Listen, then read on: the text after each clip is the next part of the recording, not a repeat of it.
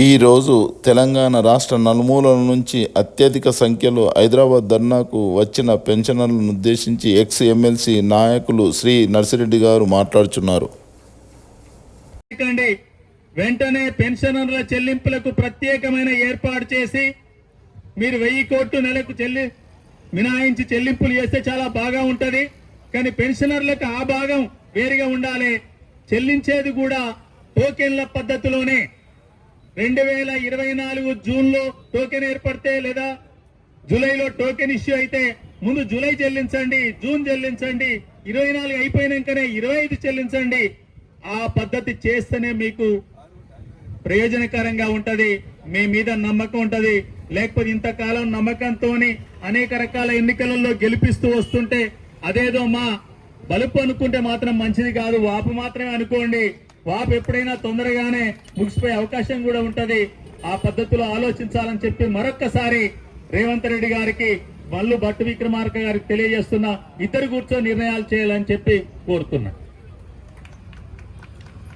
ఇక హెల్త్ కార్డుల విషయానికి వచ్చినట్లయితే హెల్త్ అనేది చాలా ముఖ్యమైనది. అది రిటైర్ అయిన తర్వాత ఎక్కువ అవసరం ఉంటది. మొన్న ప్రకటించిన స్కీమ్ పై రవి గారు మాట్లాడుతూ చాలా విషయాలు చెప్పారు.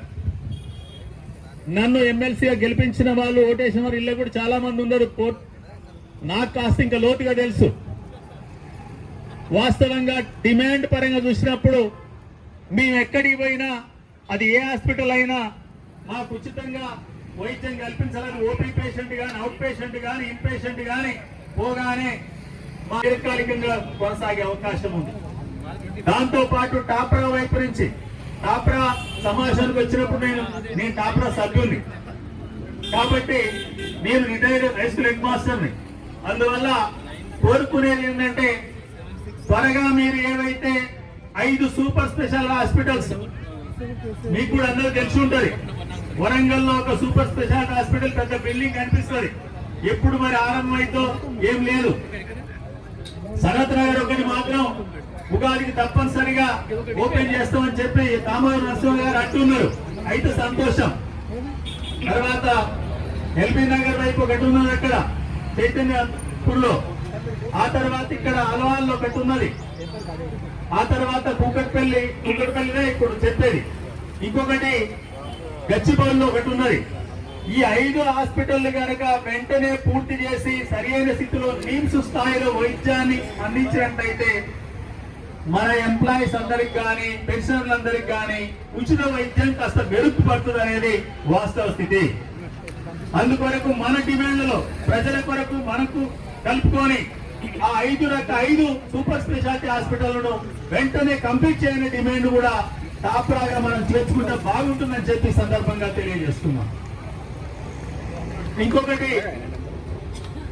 కేంద్రం ఏ రకంగా ఉంది, కేంద్ర బడ్జెట్ చూసాం. తెలంగాణకి ఏమి ఇచ్చింది, ఏం పోయిందో అందరికి అర్థమైంది.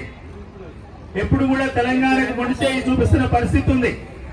ఈ వేదిక నుంచి నా వైపు నుంచి నేను తెలియజేస్తున్నా, కేంద్ర వివక్షత వ్యతిరేకంగా ఏ పోరాటాలు జరిగినా తప్పనిసరిగా మేము కూడా మీ ప్రభుత్వం వెంట ఉంటాం. అక్కడి నుంచి నిధులు సాధించుకున్నాం, తద్వారా పరిష్కారం చేసుకున్నాం. దానికి మా మద్దతు ఉంటుందని చెప్పి తెలియజేస్తున్నాం. కానీ మొదట మాత్రం మేము ఖచ్చితంగా ఇప్పటికే 700 అనేది ఎడిపోయిందో ఎవరికి అర్థం కాని స్థితి. చెల్లింపుల విషయంలో మీరు 4 నెలల నుంచి 4 ఏళ్ళలో 2800 కోట్లు చెల్లించిన మీరు మనసులో అనుకుంటుండొచ్చు. కానీ ఫీల్డ్ మీద మాత్రం, కింద మాత్రం చూస్తే ఎవరికి చెల్లింపులు రాలేదనే పరిస్థితి ఉంది. కాబట్టి దీన్ని మీరు వెంటనే పునఃసమీక్ష చేసుకోండి. రిటైర్ అయిన వాళ్ళ చెల్లింపులకు ప్రత్యేకమైన పద్ధతిలో చెల్లించండి. వాళ్లకు 1000 కోట్లు అడిగినట్టు వాళ్ళ 1000 కోట్లు పక్కన పెట్టండి. ఆ మొత్తాన్ని తప్పనిసరిగా టోకెన్ నెంబర్ల వారిగా, సీనియారిటీ వారిగా చెల్లించండి. అప్పుడు తప్పనిసరిగా ఏమొస్తుంది, 24లో రిటైర్ అయిన, జూలై వరకు రిటైర్ అయిన వాళ్ళందరికీ డబ్బులు వచ్చినాయట. అప్పుడు ఆగస్టులో ఏమనుకుంటారు, వచ్చే నెల నా డబ్బులు వస్తాయి. తర్వాత నెలలో నాయస్తాను డిసెంబర్ వాళ్ళు అనుకుంటారు. తర్వాత నెలలో నాయస్తాను 25 వాళ్ళు అనుకుంటారు. ఆ పద్ధతిలో ఒక భరోసా ఉంటది. నా డబ్బులు 4 నెలల్లో వస్తాయి, నా డబ్బులు 6 నెలల్లో వస్తాయని ఒక భరోసాతో తప్పనిసరిగా సంతోషంగా ఉండే అవకాశం ఉంటది.